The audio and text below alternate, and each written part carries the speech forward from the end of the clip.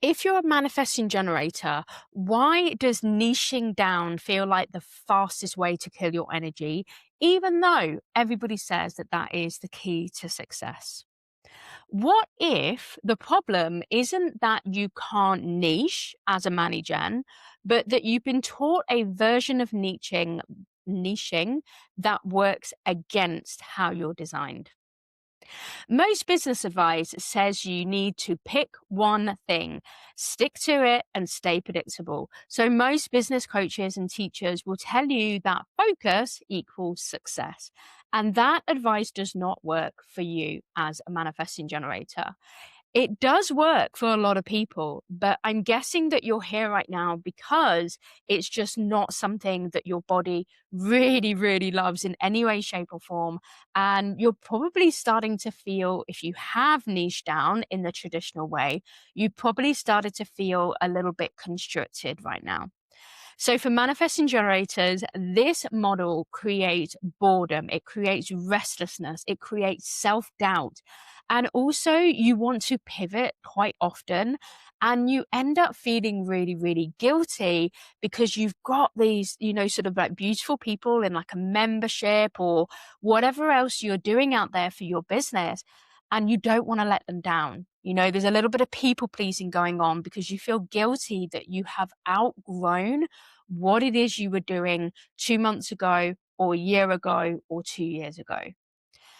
You also might feel a little bit flaky, and I get it. But this is because your energy as a manifesting generator does not move in a straight line. It's not a linear movement of energy.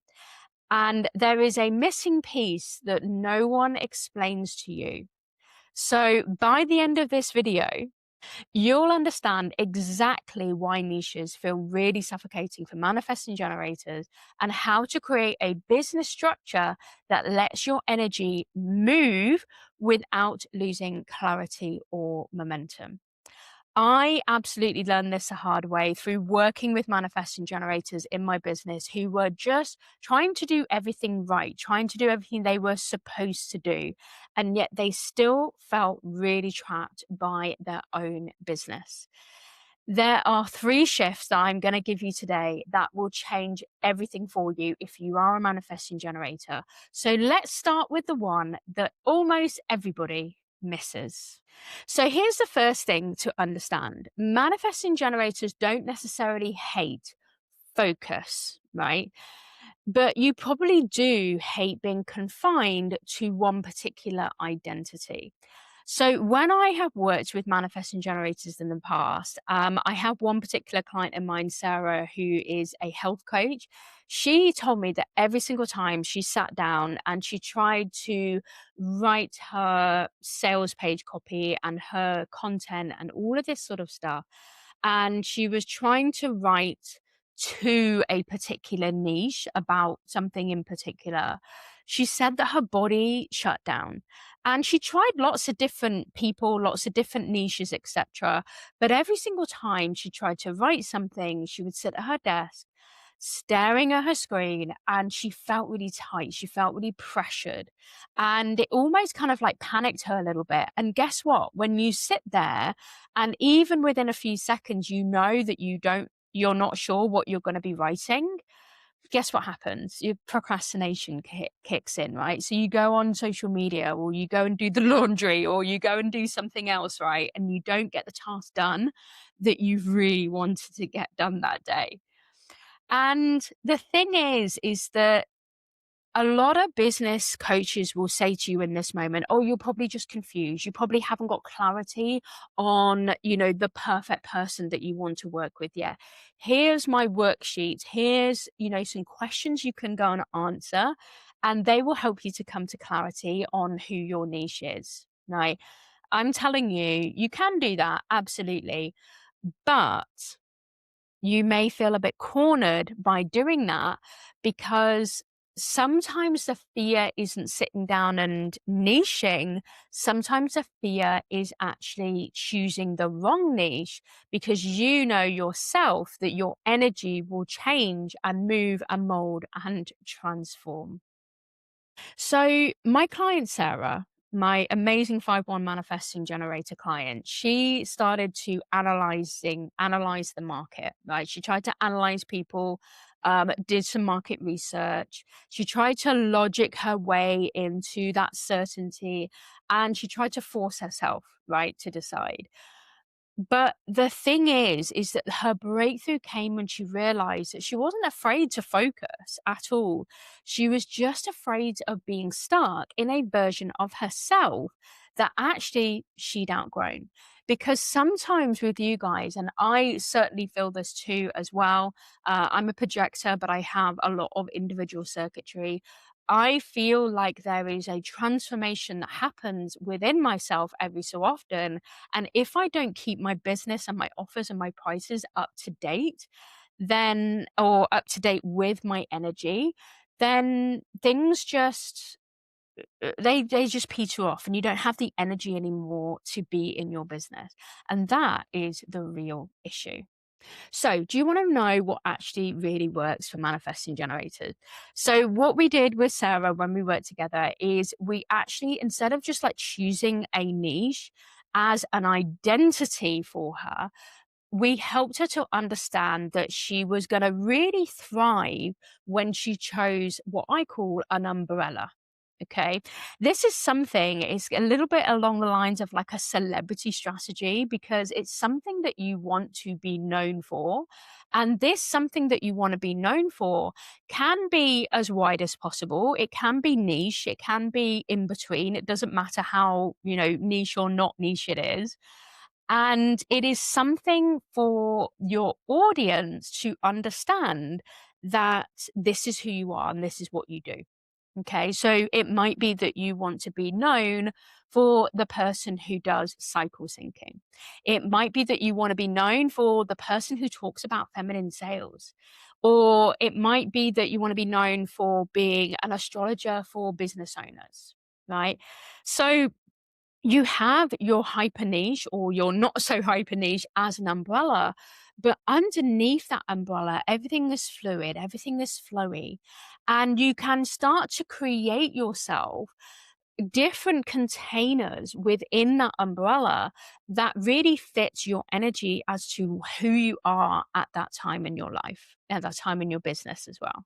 But the umbrella gives people clarity, but the movement underneath the umbrella gives you your life force energy back. This is why manifesting generators don't need niches that are the way they've been taught. They actually need an identity that is stable, but then the container is what is seasonal underneath. So let's talk about seasonal containers. Okay. And also let's talk about permission to close things, to let things go. So this is the third shift that I have for you. And this is the one that creates the most relief.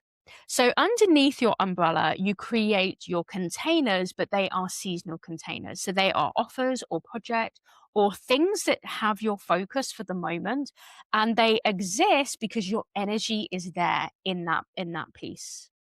Right. So they are alive because you're alive. Your energy is in there. But when you start to feel your energy fade, that's when they get closed off. Okay. So when you're sitting here thinking, oh, well, I want to do a membership and I can't wait to do this membership because it's going to bring me lots of monthly recurring revenue and it's going to go on for at least 2 years. Actually, what you're doing is you're slowly but surely just clamping down on that beautiful life force energy because you know at some point that that membership actually you won't have the energy for it anymore. After 2 months, after 6 months, after 12 months, we don't know when, but your energy will slowly start to fade away from it. So, what we want to do is create containers that are seasonal and that and you almost set expectations for both yourself and your audience that this is not a thing that you stay in long term. This is not a long term commitment, right? What you can produce within your business is a long term commitment of your audience, just as long as they're happy to move through all the seasonal containers with you. And closing off a container isn't a failure for you. It is just a completion of your energy and knowing that you will burst out into something new and something more amazing, the next project or offer or product that you have. So, if a lot just clicks for you as a manifesting generator, it probably explains a lot. So, this explains why forcing yourself into just one path and one path only is completely draining you, because every time you choose something that you commit to that is just one thing, it is hampering your energy and it's putting your identity into a cage, probably a very small cage. It explains why linear plans feel really heavy for you.